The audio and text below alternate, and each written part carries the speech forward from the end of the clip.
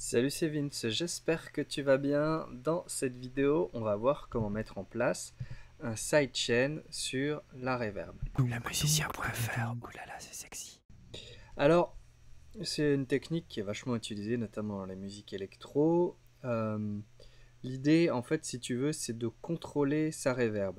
Alors, si tu suis un petit peu les vidéos, on a déjà souvent parlé des auxiliaires, des bus, hein, c'est quand même le meilleur moyen pour éviter de surcharger son mix et puis en même temps d'avoir beaucoup plus de capacité pour faire ce qu'on veut avec le signal audio. Et du coup, d'une manière générale, tu vas utiliser des reverbs dans des bus, ok? Donc déjà, ça c'est bien, ça te permet de doser la quantité de signal de telle ou telle piste que tu envoies dans la reverb. Déjà, ça c'est bien. Puis ça te permet d'avoir une piste dédiée pour ta reverb, pour la traiter, pour mettre des filtres, des EQ, voilà, pour un petit peu contrôler le son de ta reverb. Donc ça c'est bien. Maintenant, tu as souvent aussi envie de faire vivre ta reverb en fonction de la musique, de ce qui se passe, on va dire, dans ton mix. Et une bonne manière de faire, ce serait effectivement de jouer sur les automations et d'automatiser, si tu veux, l'envoi, par exemple, en fonction vraiment de ce qui se passe. Moi, c'est ce que je fais beaucoup, mais il y a une manière, on va dire, un peu plus simple, qui va pas fonctionner pour tout. Mais disons que si tu as des éléments, si tu as peu d'éléments, ça peut vraiment faire le taf et ça peut vraiment te faciliter la vie. C'est ce qu'on appelle un peu le ducking. Le ducking, c'est le fait de la compression, en gros. On va utiliser de la compression sidechain sur une reverb. Alors, trêve de bavardage, ce sera beaucoup plus simple pour toi, je pense, en contexte. Du coup, là, j'ai une petite track, un peu débile. Voilà. Alors, on va pas se soucier du bus 3, mais dans le bus 2, tu vois que je l'envoie dans une reverb. Si je le coupe,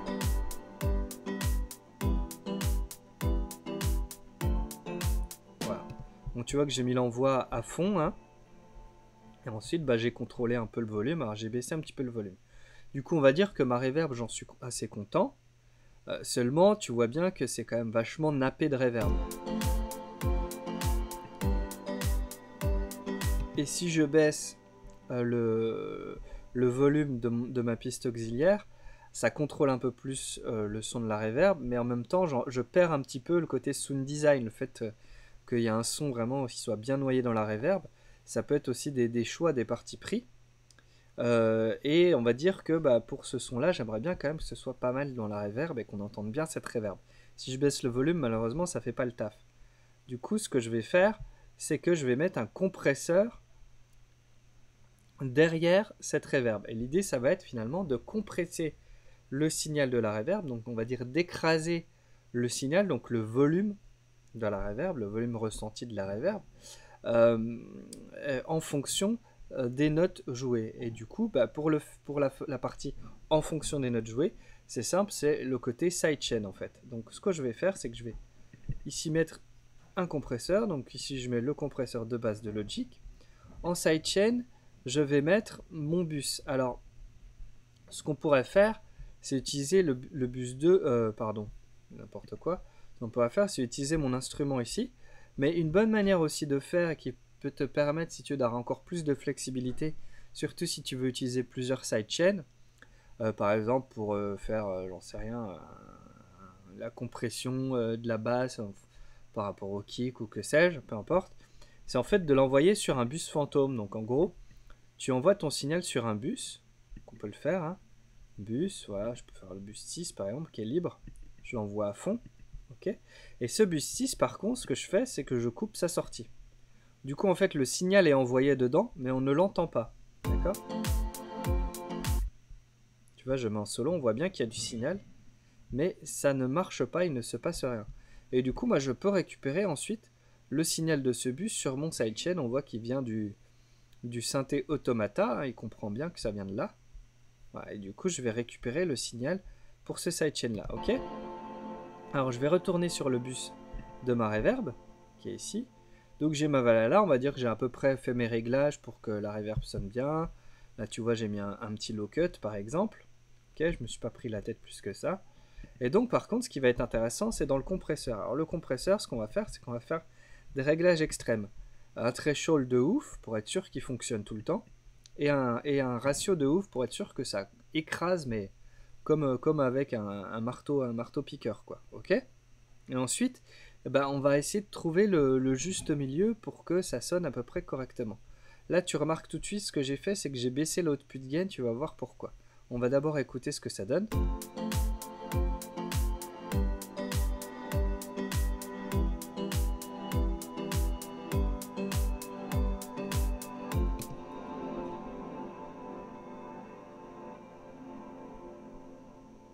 Tu vois un petit peu le délire? En gros, ça fait vraiment cet effet de pompe assez typique, assez significatif. Et du coup, on va essayer de le contrôler maintenant en essayant de trouver le sweet spot du compresseur. Ok, je te fais juste un avant-après.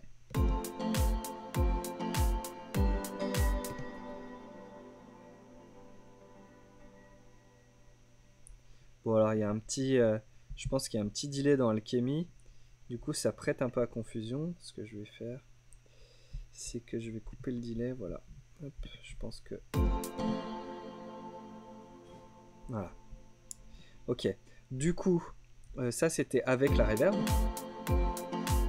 Maintenant, la reverb compressée. Voilà, ça permet d'avoir un son beaucoup plus tight et en fait d'avoir les attaques vraiment sèches, quoi. Et ensuite d'entendre la reverb. Donc maintenant, il va y avoir tout un jeu de réglage un petit peu pour trouver le juste milieu. Entre, si tu veux, le ratio et puis notamment le temps de relâchement. Donc si tu veux, le temps de relâchement, ça va définir à partir de quel moment finalement le compresseur va se relâcher et du coup, à partir de quel moment on va entendre la reverb. Et puis le ratio, ça va être la force avec laquelle ça va être écrasé. Ce qui va, si tu veux, avoir l'effet un peu retour de bâton, l'effet un peu clapier. C'était clapet, pardon, pas clapier, c'est pour les lapins. Le clapet. Si tu veux avoir cet effet de ça se relâche violemment ou ça se relâche moins violemment, en gros, avec le release et le ratio. Le ratio, on va dire, c'est la force du clapet et le release, c'est la vitesse du clapet, en gros. Ok? Et du coup, on va essayer de trouver le sweet spot. Et tu vois que visuellement, on voit très bien ce qui se passe. Hein. Ouais, si j'augmente mon release,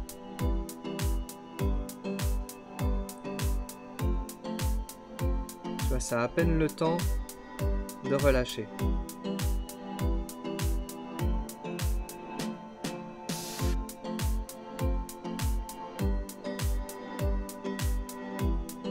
Là, c'est pas mal. Maintenant, le compresseur est un peu bourrin, donc je vais baisser un petit peu mon ratio perso. Moi, j'aime bien.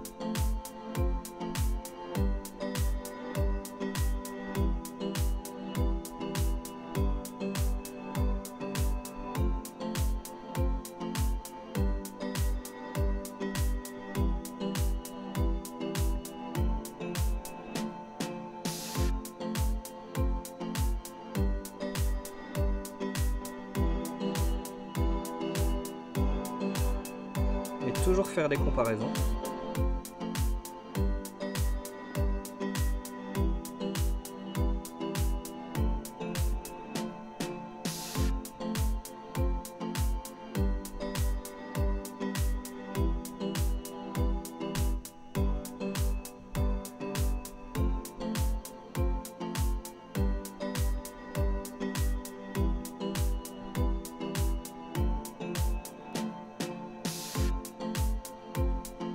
Là, je suis assez content de moi.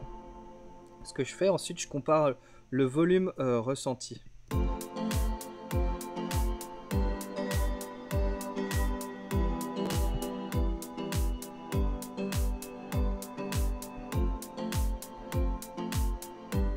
Le compresseur fait bien son boulot, on entend bien le volume. Du coup, ça baisse bien le volume, pardon. Donc, je vais augmenter un tout petit peu mon output gain. Normalement, il est sur 0 dB, mais là, je l'ai baissé intentionnellement. En fait, l'idée du gain de sortie, du volume de sortie, c'est, si tu veux, de compenser l'effet de boost que peut avoir tel ou tel plugin, tel ou tel effet. Et du coup, pour avoir, si tu veux, une comparaison honnête entre avec et sans l'effet. Donc là, ça me paraît pas trop mal.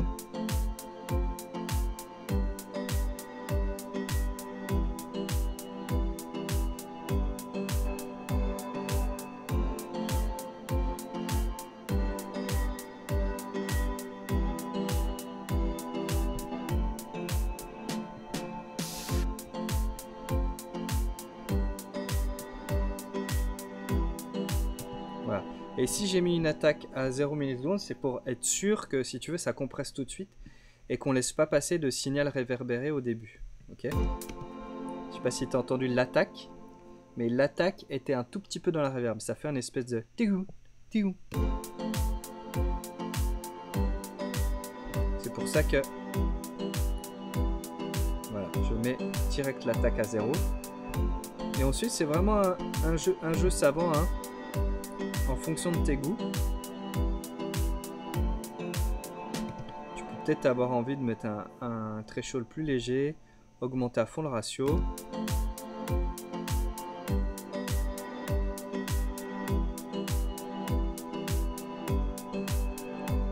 Ou inversement.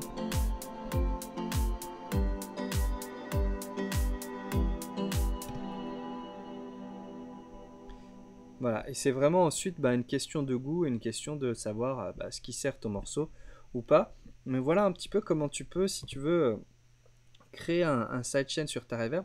Et ça peut être assez intéressant d'essayer de combiner ça avec d'autres sidechains pour avoir vraiment cet effet de mouvement un petit peu assez typique, hein, des sons électro. Histoire de, si tu veux, avoir une espèce de cohérence dans le son et puis dans la manière dont se comporte le son aussi. Hein, et vraiment avoir cet effet un peu de vague et où tu vas bien entendre les notes et les résonances sont un peu plus loin, sont un peu derrière. Puis rien ne t'empêche, en plus de ça, si tu veux, de doser également l'envoi dans ta reverb. Hein.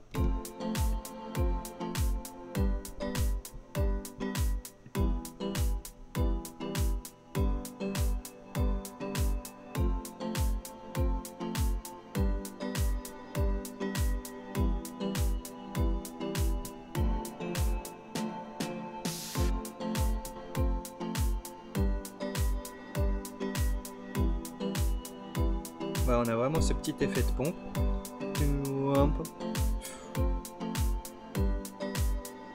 Donc à toi de voir un petit peu, hein, les réglages pour aussi tester un truc plus court.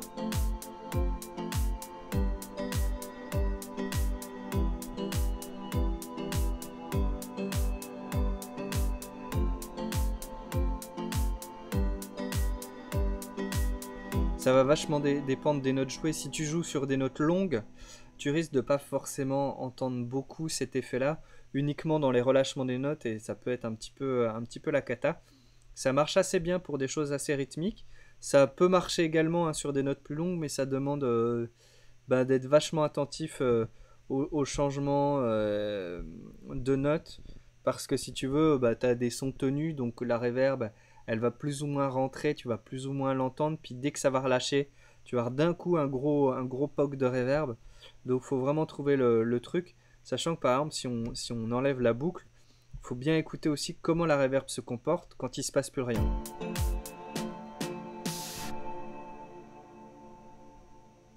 Là ça va à peu près parce que j'ai à peu près, si tu veux, contrôler mes réglages, mais si je remets un ratio de bourrin, ça risque de faire un peu chelou. Tu vois, on a vraiment cette grosse vague. Voilà. Donc faut vraiment un petit peu trouver, voilà. Mais du coup ça te permet, si tu veux, d'ouvrir un petit peu des espaces aussi pour tester. Et en fait ce qu'on fait là en compressant la reverb, évidemment il faut mettre le compresseur après, c'est ça qui te permet de contrôler le signal, hein. Mais si tu veux, rien ne t'empêche de le tester aussi avec d'autres effets. Ce sera sans doute moins significatif que la reverb, parce que la reverb c'est vraiment un des effets de base qui te permet de spatialiser. Mais tu risques d'avoir aussi des surprises intéressantes et en tout cas de tester des choses intéressantes. Voilà, si tu veux en savoir plus sur l'utilisation des compresseurs, j'avais créé tout un cours sur comprendre la compression, où voilà, je t'explique tout de A à Z, tous les paramètres, je te montre un petit peu comment vraiment te servir d'un compresseur dans les détails. On voit aussi voilà, on voit pas mal de choses. Je t'ai mis le lien dans la description si jamais ça t'intéresse. Et puis voilà, c'est tout pour moi. N'hésite pas à me dire ce que tu as pensé de cette technique dans les commentaires. Si tu utilises toi aussi cette technique ou si tu vas l'utiliser après ce tuto. Je te laisse, fais plein de musique. Ciao!